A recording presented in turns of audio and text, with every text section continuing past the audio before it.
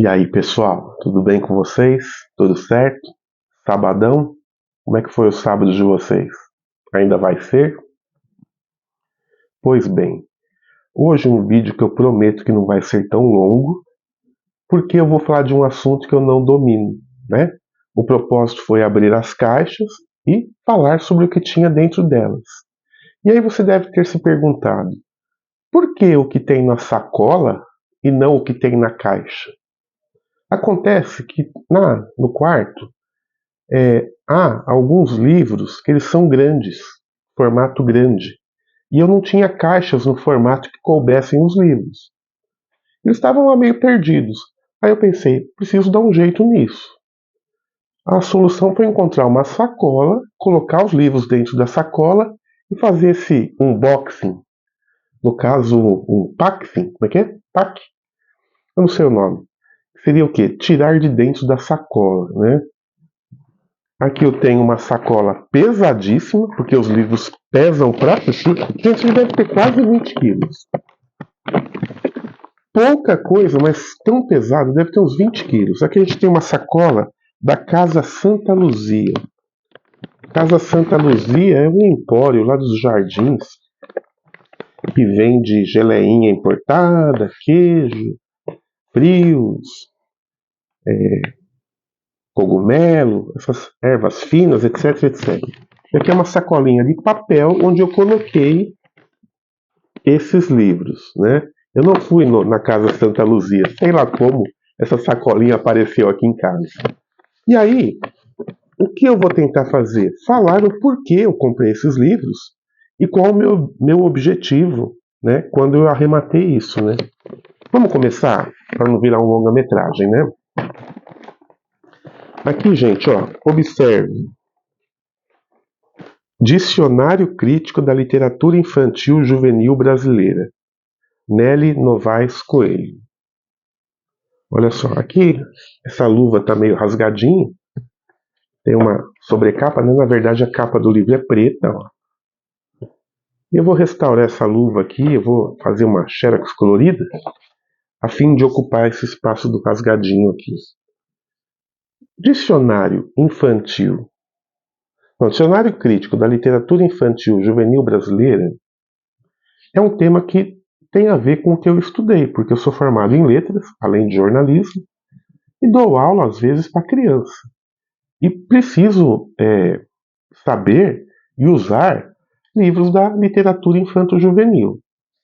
Aqui eu estou falando de um livro que tem exatamente, para não falar besteira, vamos ver direitinho, 1.342 páginas.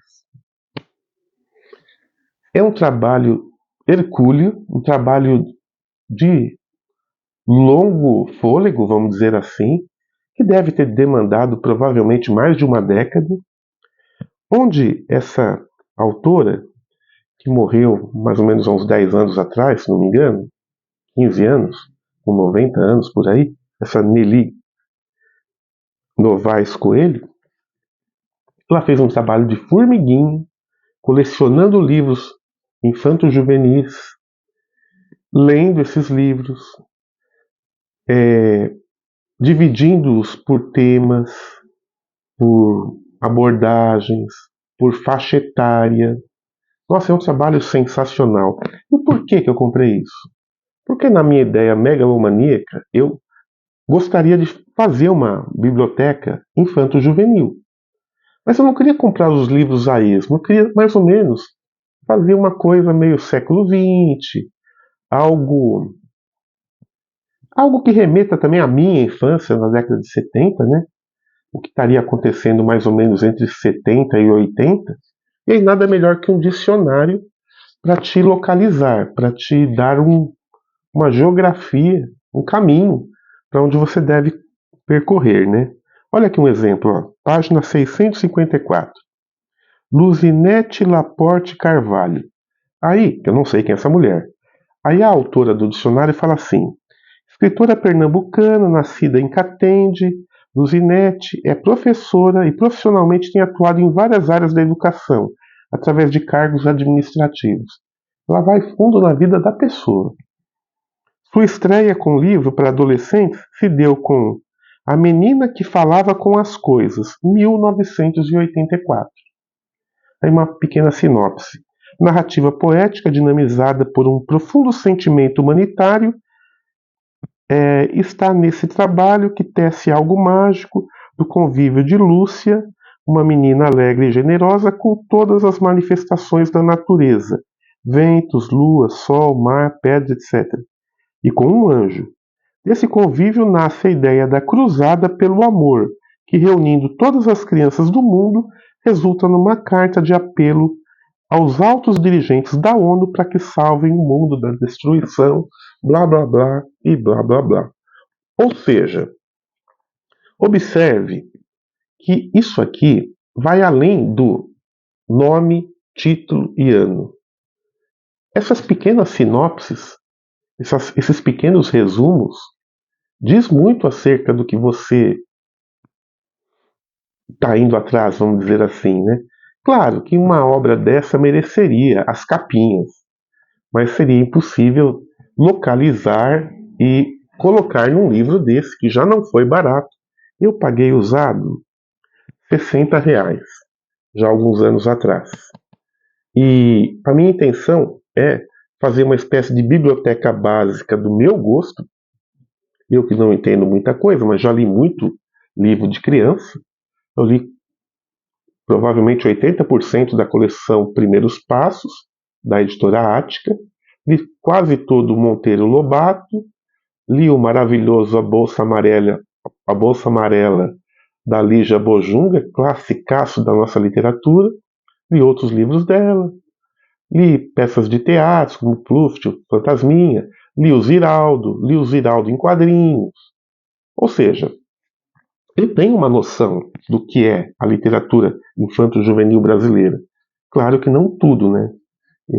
Para aprender muito mais, eu teria que ler isso, coisa que eu ainda não fiz. Mas, quem sabe, um projeto para o futuro, para ir pesquisando, que nem um garimpeiro assim, as capas desses livros, a editora que publicou, quanto eles custam, se estão em catálogo ou fora de catálogo, o que esperar desse tipo de leitura.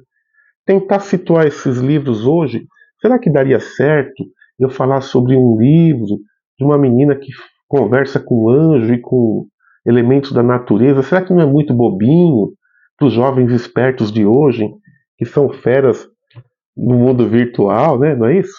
Então, assim, independente do que eu vá fazer com esse livro, ter uma obra dessa em casa é ter um pouco da história da literatura infanto-juvenil brasileira. Um pouco não, bastante. Porque o livro foi publicado pela editora Augusta MIS, né, em 1990.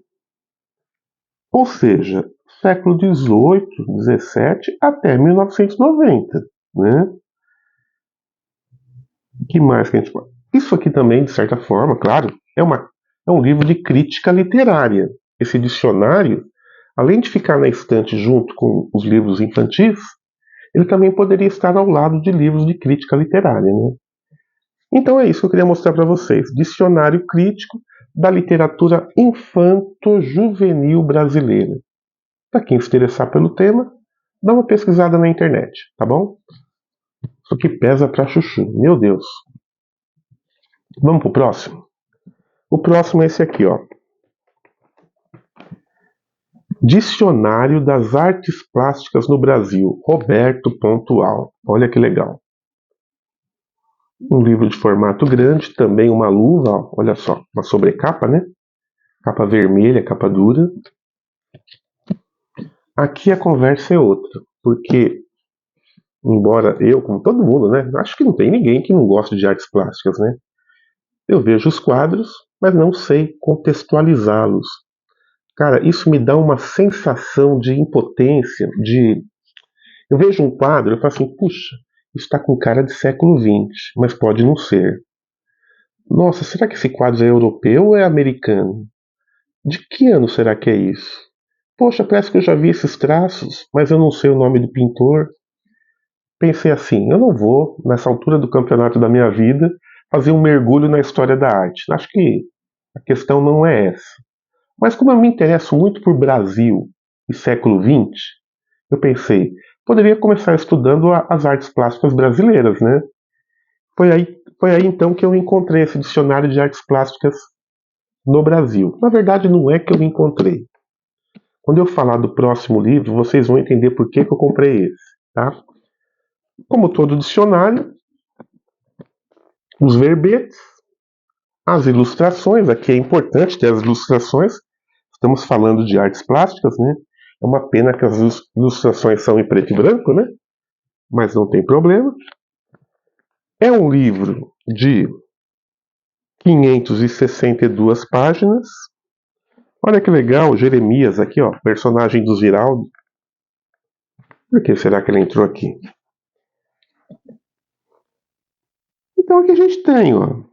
Temos aqui, olha aqui, quem é essa mulher aqui? Ah, sim, retrato de Lucy City Ferreira. Legal. Eu não vou começar a falar porque eu não entendo. E a chance de rolar batatadas aqui são muito grandes. Mas a exemplo do que aconteceu com o dicionário infanto-juvenil, que eu acabei de falar para vocês, eu também gostaria de fazer, e vou fazer isso, é uma questão de tempo, logo logo eu faço, uma pesquisa de fôlego para tentar entender quem são esses pintores, por que eles pintaram esses quadros, aonde estão esses quadros, né? Imagens belíssimas, né? Eu escrevi um livro, né, na época da pandemia, tentando colocar os personagens na década de 70, mais especificamente no ano de 76, 77. Faltou o contraponto artístico, né? Eu falava de música, falava de futebol, até um pouco de cinema, mas as artes plásticas eu não sabia nada. O que é que estava rolando nas artes plásticas brasileiras em 76, 77? Esse dicionário aqui vai me explicar, né? Me recordo que uma época que eu fiquei desempregado, eu ia na biblioteca do meu bairro, pegava esse dicionário, ficava lendo com calma, anotando, passava as tardes todas lá, imaginando quem eram esses pintores e esses quadros. Me parecia algo terapêutico, né? Se a gente for atrás dessas imagens coloridas, pode até fundir a nossa cabeça. Roberto Pontual, Dicionário das Artes Plásticas no Brasil. Recomendadíssimo. Civilização Brasileira, capa dura. Vamos ver o ano. Olha a apresentação do Antônio Wise, que faz aqui a apresentação do dicionário. Muito legal isso, viu? Mas isso aqui deve ser década de 80, eu não sei exatamente o ano. Mas eu posso descobrir e depois falar para vocês, né?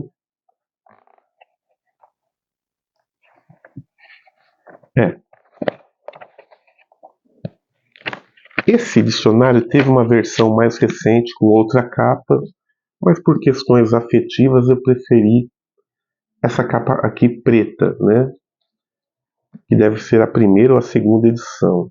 Mas teve uma edição mais recente. Não me recordo quanto eu paguei, mas se não me engano foi no Sebo do Messias que eu comprei isso. Já há um bom tempo, né? E aí, eu mostro para vocês o livro que fez eu comprar esse. A história é mais ou menos o seguinte. Eu era arquivista do Diário do Grande ABC, ficava lá até o início da madrugada no jornal, numa espécie de plantão. Muitas vezes não rolava nada, não acontecia nada. Eu tinha que arrumar alguma coisa para fazer. Navegação na internet já estava muito chata. Eu achei na biblioteca interna do arquivo esse livro espetacular, pesado, maravilhoso, chamado Entre Dois Mundos, também do Roberto Pontual. Aqui é um show, uma overdose de cores, né? A gente tem, como o próprio nome diz, o autor, o crítico de arte Roberto Pontual, que também é um ficcionista, né? Ele é um escritor, foi, né? Um escritor de ficção científica, mostrando a fundo as artes plásticas brasileiras, não apenas um dicionário, mas tecendo comentário acerca dessas belezuras, e escrevendo uma obra onde ele mostra o passado e o presente e aponta para o que será a pintura brasileira, as artes plásticas, daqui a alguns anos. Quer dizer, ele já morreu, do que seria no século XXI, né? A gente tem aqui Arte Brasileira do século XX na coleção de Gilberto Chateaubriand. É isso mesmo. O Gilberto Chateaubriand tinha ou tem todo esse material aqui, que não é pouca coisa. Era um colecionador de arte ávido e com dinheiro para ir atrás das obras. É uma espécie de José Mindlin das artes plásticas. E aí o Roberto Pontual vai lá, fotografa toda a coleção dele, monta esse livro, que não é apenas um livro de demonstração das artes, mas um livro meio filosófico até, né? Aqui nós temos uma introdução do próprio Gilberto Chateaubriand explicando a coleção dele, explicando como ele criou a coleção. Mais uma vez o Antônio Weiss aparece, dessa vez escrevendo um artigo chamado Colecionismo, as maravilhas e as agruras e as aventuras de ser um colecionador. E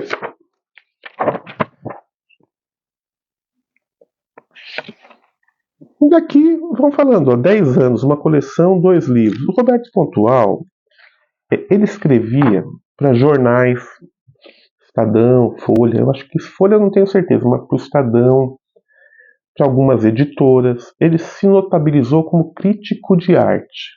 Virou um crítico de arte conhecido, lançou alguns livros, lançou o Dicionário de Artes Plásticas no Brasil e lançou esse estupendo Entre Dois Mundos. Esse livro, até para quem não se interessa muito por artes plásticas, seria recomendado. Porque ele é, antes de tudo, um livro de história. Ah, pô, mas tá falando só da coleção de livros de quadros de uma única pessoa? Mas não são quadros quaisquer. São obras que formam uma espécie de identidade das artes plásticas brasileiras, né? Olha esse Superman aqui, que coisa linda, né? Homenagem ao cinema, 1976, tríptico número 2, pintura de base fotográfica, Luiz Alfonsos. Gente, Superman voando aqui, ó, né? Gente, assim, quem já foi no museu? Quem já foi numa vernissagem? Quem já foi numa exposição de artes plásticas? Pode ter saído de lá frustrado ou excitado. Foi uma experiência bonita, única, diferente, ou foi algo aborrecido? Arte, pintura, desenho, ilustração, fotografia, ele tem um poder de comunicar imediato. Por que algumas pessoas não gostam de histórias em quadrinhos em preto e branco? Já percebeu? A gente faz questão da cor. Outros gostam de pintura, mas não gostam de fotografia. São particularidades do gosto humano que são tocados quando a gente vê uma obra de arte, né? Esse livro aqui, eu não sei o ano, vamos tentar descobrir. Entre Dois Séculos. Eu lia lá no arquivo também. Sim, editora JB Rio, 1987. Esse JB, será que é o Jornal do Brasil? Pode ser. Então, muito dessas críticas dos 2 livros, podem ter nascido nas páginas do Diário Carioca, Jornal do Brasil, né? Entre Dois Mundos, Dicionário de Artes Plásticas no Brasil e Dicionário Crítico da Literatura Infantil. Esses são os 3 livros que haviam no saco. Vão voltar para o saco. Vão ficar no quarto, escondidinho lá, até eu arrumar uma caixa que caiba todos eles. Ou até o dia que eu fizer uma estante onde eles possam ficar abrigados, né? O vídeo, gente, era isso. Vou voltar depois com os velhos temas dos CDs, quadrinhos, DVDs, mas era necessário falar sobre isso. Se você tem algo a dizer sobre a sua experiência com pintura, com literatura infantil, escreva para mim. Coloca nas áreas de comentário. Qual o seu pintor favorito brasileiro? Qual o seu livro infantil que marcou a sua infância? Você já leu algum livro da coleção? Eu falei Primeiros Passos, mas não é Primeiros Passos, é a coleção Vagalume, né? Olha como a memória da gente trai a gente. Da coleção Vagalume, já deve ter mais de 100 títulos. Qual daqueles livros te prendeu, né? O meu foi A Ilha Perdida, não porque ele é o melhor, longe de ser o melhor, mas foi porque foi o primeiro livro da série que eu li ainda na quinta série e li com dificuldades, né? Eu lembro que foi uma leitura meio difícil na época para mim. Não sei porquê, mas foi, né? Claro, depois tem os maravilhosos Caravela do Diabo, Férion, o caso da borboleta Tíria e todas as maravilhas do Monteiro Lobato, que hoje está sendo apedrejado e considerado politicamente incorreto, mas é uma discussão para um outro momento, para um outro vídeo, né? Você sabe que se você vai no Sebo do Messias em São Paulo, você adentra o sebo, as paredes estão cheias de quadros, um mais bonito que o outro. Quadros interessantes, que provavelmente ele arrematou quando ele foi na casa das pessoas que compraram os discos e os livros. Aqueles quadros não estão à venda. Inacreditável, né? Você conversa com o seu Messias, ele fala, não está vendo. Né? Ele já corta, não está vendo. É claro que um ou outro ele já deve ter recebido uma oferta e deve ter vendido. Mas o fato dos quadros não estarem à venda pode ser também um reflexo de que ele não sabe, e os funcionários que trabalham com ele também não, o valor daqueles quadros. Talvez eles nunca pensaram em usar um próprio livro que tinha nas suas estantes para entender que quadro é aquele e quanto ele poderia custar, né? Sabendo que dono de sebo é o bicho mais desconfiado do mundo, né? Se eles descobrirem que fez um negócio ruim, que venderam a preço de banana algo que custasse ou que custava muito caro, os caras é capaz de morrer de ataque cardíaco, né? Gente, é isso. O vídeo não vai ficar tão longo assim. Pessoal, era isso que eu queria falar para vocês. Vamos terminar esse sábado numa boa vibração. Quero desejar para vocês tudo de bom. Fiquem com Deus.